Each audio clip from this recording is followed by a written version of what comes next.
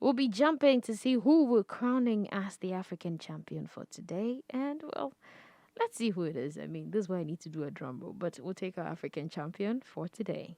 African champions. African champion. African champions. African champions. Well, our African champion for today is Ella Baker. You be champion! Indeed. Well, Ella Josephine Baker was an African-American civil rights and human rights activist. And she was largely behind the scenes organizer. You know, those who don't want to come in front, but then they are pulling the strings and ensuring that everything is done behind the scenes. So her career spanned more than 5 decades. In the New York, and also in the South, she worked alongside some of the most noted civil rights leaders of the 20th century, including W.E.B. Du Bois. Ella Baker, moving to New York, she went there in search of employment, and then she found people who were suffering from poverty and hardship that was actually caused by the Great Depression.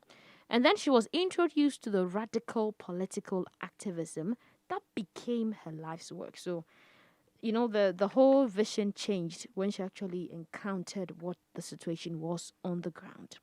Now, in the early 1930s, in one of her first efforts at implementing social improvement, she helped organize the Young Negroes Cooperative League, which was created to form cooperative groups that will pool community resources and thus provide less expensive goods and services to members.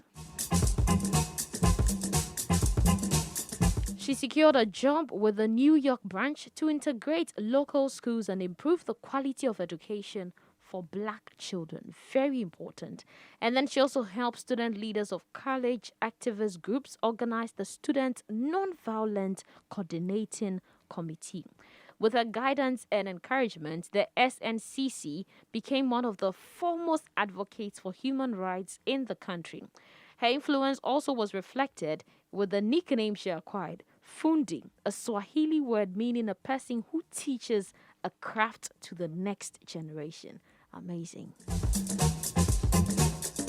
Now, Baker continued to be a respected and influential leader in the fight for human and civil rights until her demise on her 83rd birthday. Well, from all of us here, looking at all these great and wonderful achievements and how far and how much she has contributed to the whole civil rights movements, from all of us here at Africa Global Radio, we just want to tell you, Ella Baker, that you are an African champion. Indeed, you are an African champion.